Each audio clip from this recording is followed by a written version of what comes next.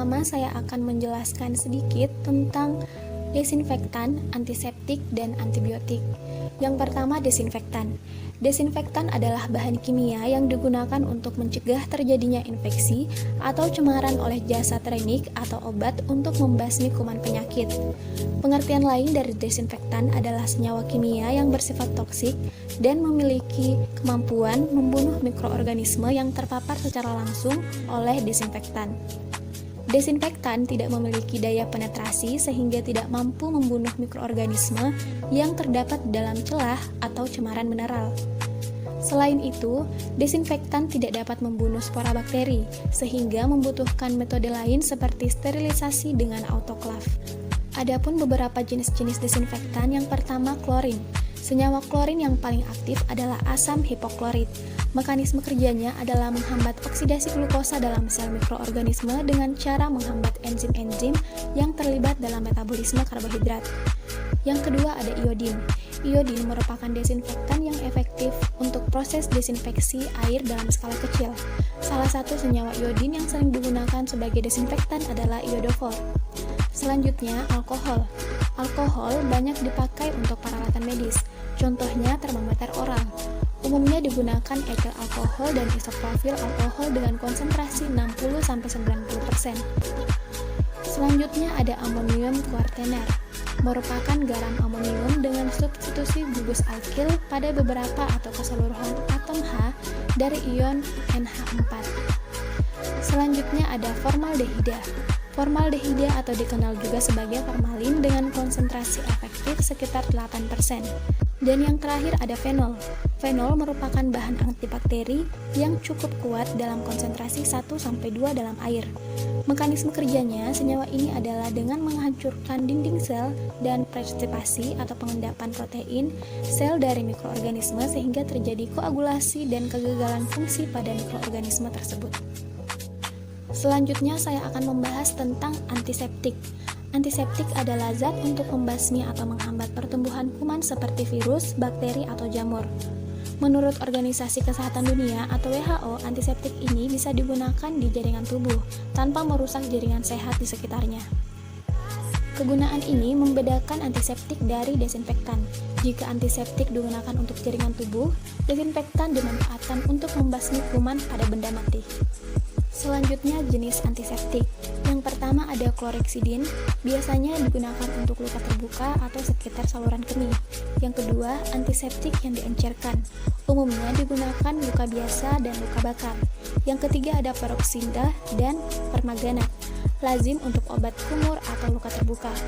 Kemudian ada turunan fenol terhalogenasi, biasanya untuk sabun pembersih medis. Selanjutnya ada polyvidon iodin, umumnya digunakan untuk mencegah infeksi kuman saat operasi. Dan yang terakhir ada alkohol jenis etanol, lazim digunakan untuk mencegah infeksi saat disuntik, pengambilan sampel darah, atau prosedur operasi. Selanjutnya saya akan bahas tentang antibiotik. Antibiotik adalah sekelompok obat yang digunakan untuk mengatasi dan mencegah infeksi bakteri. Obat ini bekerja dengan cara membunuh dan menghentikan bakteri berkembang biak di dalam tubuh. Antibiotik tidak dapat digunakan untuk mengatasi infeksi akibat virus seperti flu. Selanjutnya jenis-jenis antibiotik. Antibiotik terbagi menjadi beberapa jenis. Yang pertama ada penisilin, kedua ada cefalosporin, yang ketiga ada aminoglikosida, yang keempat ada tetrasiklin, yang kelima ada makrolid, keempat ada quinolone, kelima ada sulfonamida. Materi yang berikutnya yaitu ciri-ciri suatu desinfektan yang ideal. Yang pertama, aktivitas antimikrobial. Persyaratan yang pertama ialah kemampuan substansi untuk mematikan mikroorganisme. Pada konsentrasi rendah, zat tersebut harus mempunyai aktivitas antimikrobial dengan spektrum luas, artinya harus dapat mematikan berbagai macam mikroba. Yang kedua yaitu kelarutan. Substansi ini harus dapat larut dalam air atas pelarut lain sampai pada taraf yang diperlukan untuk digunakan secara efektif. Yang ketiga, stabilitas. Perubahan yang terjadi pada substansi itu bila dibiarkan beberapa lama harus seminimal mungkin dan tidak boleh mengakibatkan kehilangan sifat antimikrobalnya dengan nyata. Yang keempat, tidak bersifat racun bagi manusia maupun hewan lain. Idealnya, persenyawaan itu harus bersifat letal bagi mikroorganisme dan tidak berbahaya bagi manusia maupun hewan lain. Yang kelima, keserbasamaan di dalam penyiapannya, komposisinya harus seragam sehingga bahan aktifnya selalu terdapat pada setiap aplikasi. Bahan kimia murni memang seragam, tetapi campuran berbagai bahan belum tentu serba sama. Yang keenam, tidak bergabung dengan bahan organik. Banyak disinfektan bergabung dengan protein atau bahan organik lain. Apabila disinfektan semacam itu digunakan di dalam keadaan yang banyak mengandung bahan organik, maka sebagian besar dari disinfektan itu akan menjadi aktif. Yang ketujuh, yaitu aktivitas antimikrobal. Pada suhu kamar atau suhu tubuh, tidaklah perlu menaikkan suhu sampai di atas suhu yang biasanya dijumpai di lingkungan tempat diinginkannya senyawa itu. Yang kedelapan, kemampuan untuk menembus, kecuali bila substansi itu dapat menembus permukaan, maka aksi antimikrobalnya hanya terbatas pada situs aplikasinya saja. Yang kesembilan, tidak menimbulkan karat dan warna.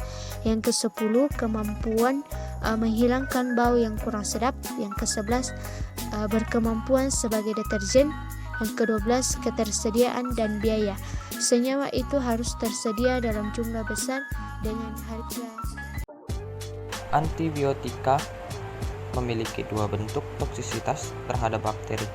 Toksisitas tersebut adalah bakteriostatik dan bakteriosit. Antibiotik bakteriostatik merupakan antibiotik yang bekerja dengan menghambat pertumbuhan bakteri tanpa mematikan bakteri tersebut.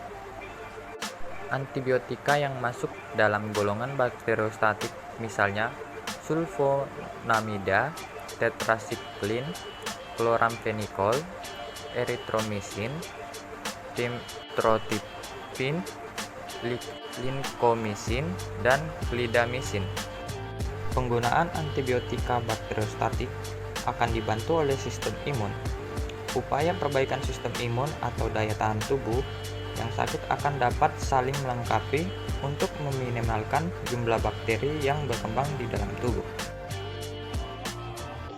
Mekanisme bakteriostatik biasanya terjadi pada ribosom yang menyebabkan penghambatan sintesis protein, sedangkan zat yang bersifat bakteriosidal dapat membunuh bakteri tetapi menyebabkan lisis atau pecahnya sel bakteri. Antibiotika bakteriosit merupakan antibiotik yang bekerja secara aktif membunuh bakteri. Antibiotika ini diberikan pada pasien dengan status ketahanan tubuh menurun, pasien dengan penyakit penyerta, infeksi akut, inflamasi dengan progresivitas tinggi, mengarah pada abses, seluliritas facialis, dan pasien kondisi bakteriemia. Jadi selanjutnya yaitu penjelasan dari KHM dan KBM. Konsentrasi hambatan minimum atau KHM. Konsentrasi hambatan minimum adalah konsentrasi antibiotik terendah yang masih dapat menghambat pertumbuhan organisme tertentu. KHM dapat ditentukan dengan prosedur tabung enceran. Prosedur ini digunakan untuk menentukan konsentrasi antibiotik yang masih efektif untuk mencegah pertumbuhan patogen dan mengidentifikasikan dosis antibiotik yang efektif untuk mengontrol infeksi pada pasien. Inokulum mikroorganisme yang telah distandarisasi ditambahkan ke dalam tabung yang mengandung seri enceran suatu antibiotik, dan pertumbuhan mikroorganisme akan termonitor dengan perubahan keseluruhan. Dengan cara ini, KHM antibiotik yang dapat mencegah pertumbuhan mikroorganisme in vitro dapat ditentukan. KHM dapat juga ditentukan dengan menggunakan konsentrasi tunggal suatu antibiotik dengan membandingkan kecepatan pertumbuhan mikroorganisme pada tabung kontrol dan tabung yang diberi antibiotik. KHM menyidentifikasi konsentrasi minimum antibiotik yang harus dicapai pada tempat infeksi untuk menghambat pertumbuhan mikroorganisme yang sedang diperiksa. Dengan mengetahui KHM dan teori kadar antibiotik yang dapat dicapai pada cairan tubuh atau darah dan urin, kita dapat memilih antibiotik yang sesuai, dan cara pemberian antibiotik tersebut. Secara umum, batas keamanan 10 kali KHM digunakan untuk memastikan keberhasilan pengobatan suatu penyakit. Penggunaan mikrotitir dan alat inokulasi otomatis serta sistem pembacaan membuat penetapan KHM dapat dikerjakan dengan mudah di laboratorium klinik. Penentuan KHM bahkan dapat dilakukan dengan cairan tubuh normal yang steril tanpa mengisolasi dan mengidentifikasi mikroorganisme patogen. Sebagai contoh, darah atau cairan cerebrospinal yang mengandung mikroorganisme infektif dapat ditambahkan ke dalam tabung yang mengandung berbagai macam enceran suatu antibiotik dan media pertumbuhan yang sesuai. Peningkatan kekeruhan mengindikasikan pertumbuhan mikroorganisme dan kenyataan bahwa konsentrasi antibiotik tersebut tidak efektif untuk menghambat pertumbuhan mikroorganisme. Sedangkan tidak adanya pertumbuhan mikroorganisme patogen menunjukkan keratanan mikroorganisme terhadap antibiotik pada konsentrasi tersebut. Dengan menentukan KHM, dosis yang serta antibiotik yang telah dapat dipilih untuk mengobati penyakit infeksi. Sedangkan KBM atau kadar bunuh minimum adalah suatu antibiotik terendah yang dapat membunuh pertumbuhan mikroba tertentu. Komposisi dari NB atau natrium brut ada pepton from meat 2 gram, ekstrak beef 3 gram, dan aquade 1000 ml. Materi selanjutnya yaitu alat dan bahan. Alat yang digunakan yaitu cawan Petri, tabung reaksi steril, pipet tetes, spoit, dan bunsen. Cara kerjanya, yang pertama, disiapkan alat dan bahan yang akan digunakan. Yang kedua, sediakan 8 tabung reaksi steril, di mana tabung 1 diisi dengan 9,5 ml medium NB steril dan tabung 2-8 diisi dengan 5 ml NB steril. Yang ketiga, ditambahkan dalam tabung 1 sebanyak 0,5 ml sampel yang diujikan sehingga diperoleh pengenceran 1:20.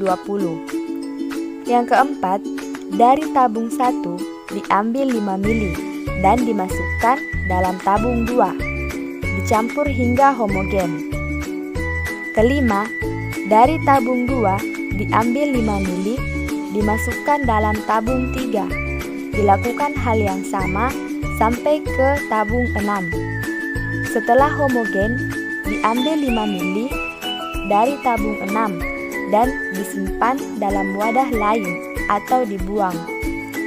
Yang keenam, ditanam ke dalam tabung 1-6 sebanyak 1 OC atau 0,02 ml bakteri suspensi biakan bakteri.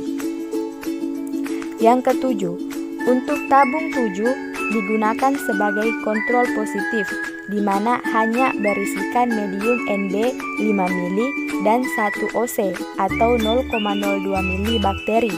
Sedangkan tabung 8 digunakan sebagai kontrol negatif yang berisikan medium NB 5 ml dan 0,5 ml sampel yang diujikan. Yang kedelapan, diinkubasi selama 1x24 jam semua tabung pada suhu 37 derajat Celcius pada inkubator, kemudian amati kekeruhan pada tiap tabung.